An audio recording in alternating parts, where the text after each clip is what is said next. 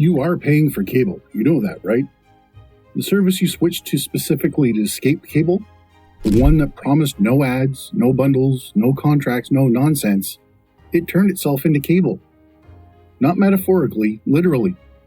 And the part that's actually worth understanding is not that it happened, it's how long they spent telling you it never would. Let's go back to 2007. Netflix streaming launches at $7.99 a month.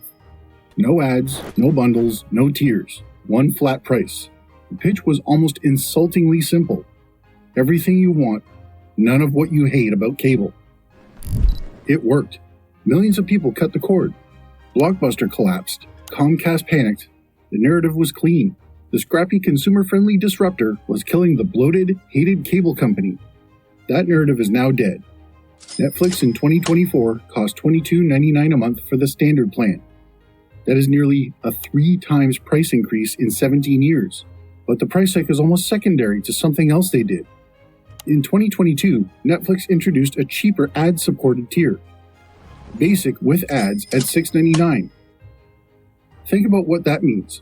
They built the exact same 2-track pricing system cable invented. You pay less, you watch ads. You pay more, you don't. Netflix did not invent this model. They inherited it from the industry that they were supposed to destroy. Disney Plus launched in 2019 at $6.99 a month. Today it costs $13.99, a full 100% price increase in 5 years. It added an ad tier too. HBO Max launched at $14.99 and is now up to $20 a month, depending on plan. Every single major streaming service has followed the same path. Launch cheap, grow the subscriber base, then raise prices, add ads, then bundle. That last word, bundle, is where it gets uncomfortable. Disney now sells a bundle of Disney Plus, Hulu, and ESPN for $24.99 a month. That is a cable package. There is no other way to describe it. 3 channels, 1 bill, 1 company controlling all of it. Comcast, the actual cable company that streaming was supposed to make obsolete, launched something called Stream Saver, a bundle of Netflix, Peacock, and Apple TV Plus, sold together through your cable provider. Read that sentence again. The cable company is now the aggregator for streaming services. We went full circle in under 15 years. Apple bundles Apple TV Plus and Inside Apple One alongside Apple Music, iCloud storage, Arcade, and Fitness Plus. Amazon Prime bundles Prime Video with 2-day shipping, music, cloud storage, and games. These are not streaming services with extra perks. These are ecosystem lock-in strategies. The same reason cable companies bundled your internet, phone, and TV together. You stay because leaving costs more than money. It costs convenience. And then there's the password sharing crackdown. Netflix banned password sharing in 2023 and forced millions of freeloading accounts to become paying subscribers. This was treated as a controversy, as if Netflix had crossed a line. Cable never let you share, not once. That was not a Netflix innovation. That was Netflix finally catching up to the behavior that cable always enforced. The thing that seemed radical is just industry standard operating procedure. If you want to understand why all of this was inevitable, you have to look at subscriber math. The streaming model only works if you keep adding subscribers indefinitely. Netflix hit 200 million subscribers in 2020 and the market celebrated. Then growth slowed. Then it stalled. Then they lost subscribers for the first time in a decade. And the stock dropped 35% in a single day. That moment, April 2022, is the moment everything changed. The era of growth at any cost ended and the era of monetization began. Monetization looks like ads. It looks like price hikes. It looks like bundles. It looks like cable. Wall Street did not suddenly become patient. Investors who had tolerated losses for years on the promise of subscriber growth now wanted profit.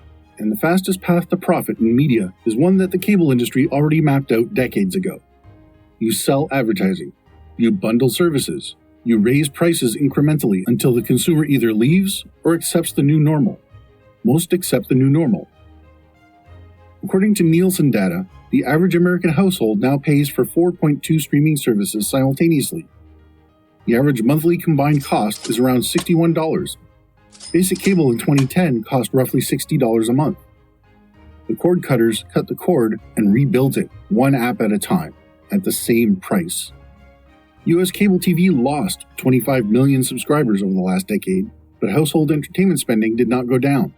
The money went sideways, not away. Here's where you need to stop and subscribe to this channel if you haven't already.